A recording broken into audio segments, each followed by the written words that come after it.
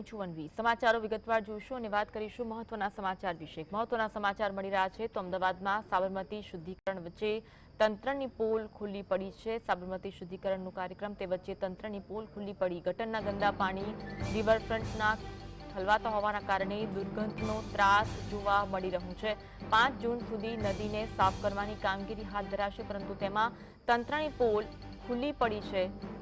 ત્યાં સુધી શહેરીજનોને દુર્ગંધનો સામનો કરવો પડશે કારણ કે ગંદા ગટરના પાણી આ નદીમાં ઠલવાતા હોવાની તંત્રની પોલ ખુલ્લી પડી છે અમદાવાદમાં સાબરમતી શુદ્ધિકરણનો એક યોજના તેની વચ્ચે તંત્રની પોલ ખુલ્લી પડી છે ગંદા ગટરના પાણી નદીમાં ઠલવાઈ રહ્યા છે ગટરના ગંદા પાણી ઠલવાતા રિવરફ્રન્ટના કાંઠે દુર્ગંધનો ત્રાસ જોવા મળી રહ્યો છે આસપાસના રહીશો પણ દુર્ગંધના કારણે ત્રાસી ગયા છે 5 જૂન સુધી નદી સફાઈની કામગીરી કરાશે અને ત્યાં સુધી આ ગટરના ગંદા પાણીના દુર્ગંધના કારણે લોકો ત્રાહિમામ પોકારી ઉઠ્યા છે એક તરફ નદીને શુદ્ધિકરણની કાર્યવાહી થઈ રહી છે